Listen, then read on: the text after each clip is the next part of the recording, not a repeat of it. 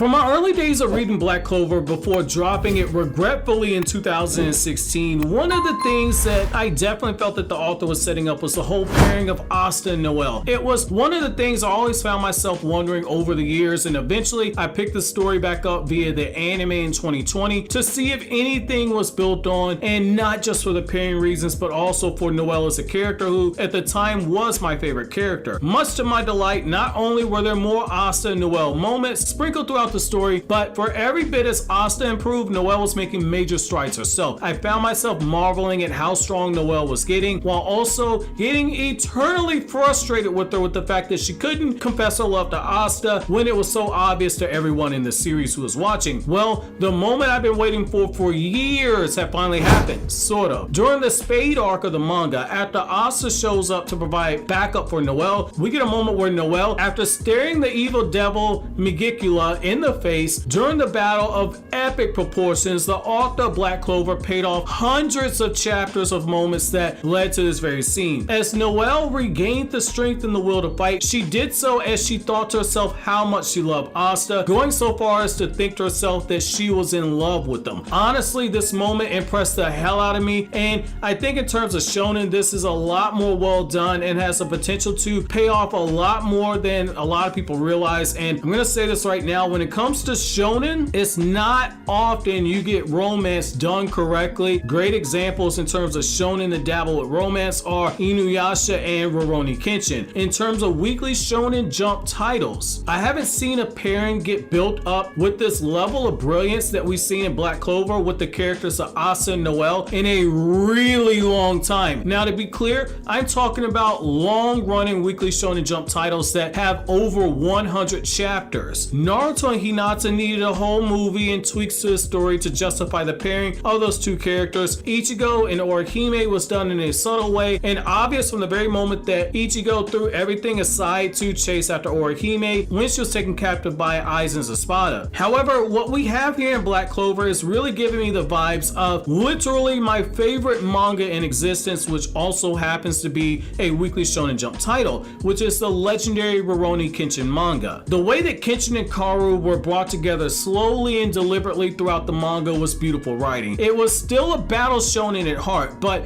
it handled aspects of romance in a way to where it didn't bog down the series or take away from the narrative of the story. In fact, when it was thrust into the story, in particular during the final arc, it was used as a way to mirror the internal conflict of Kenshin Himura as he struggled with his past and his present, of history repeating itself where he just lost his wife in the past and he was about to lose his lover in the present. Asta and Noelle's relationship really reminds me of Kenshin and Kaoru, just as Kaoru played a key role in healing Kenshin's heart and helping him move past the terrors of his past. Asta did much of the same for Noelle. She was a royal reject. She came with her own layers of baggage. She pushed him away, yet Asta remained right there at her side. His emotional support encouraged her to get stronger. His support caused her to begin to walk a different path and grow as a character. The love she began to feel for his character became one of the subconscious drives for her power, while also not making it a cliche crux for her strength increase, which a lot of mangaka who do shonen, in particular shonen with female characters like this, they tend to fail horribly at it. She wanted to get stronger for her own reasons, but every step of the way, it was Asta who was there. Inspiration, example, motivation, co-protection. In varying ways, Asta provided each of these to Noelle as she began to acquire more power. The choice to have Noelle's realization that she loves Asta come from this very point during this very battle is brilliant writing. Fighting the very devil that cursed her mother, the very devil whose actions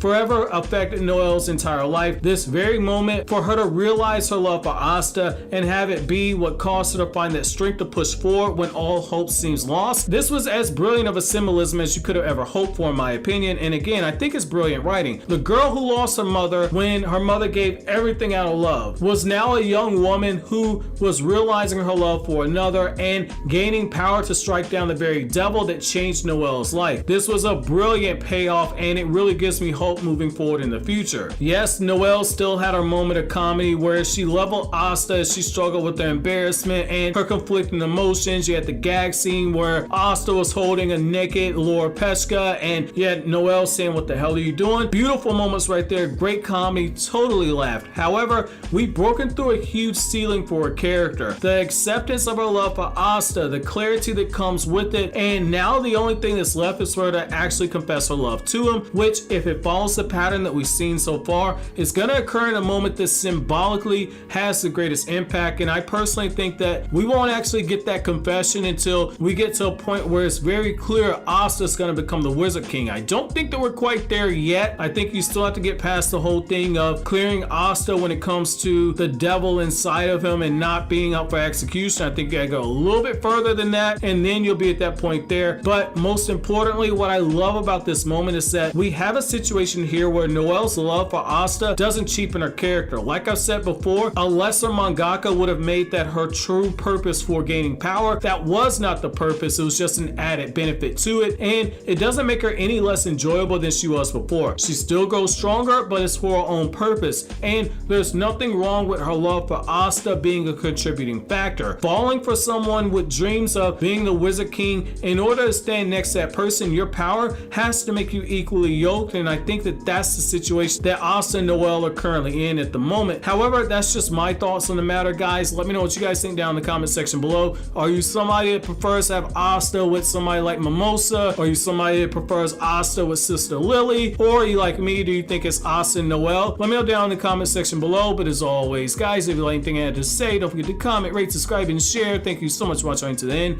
Have an awesome day, guys.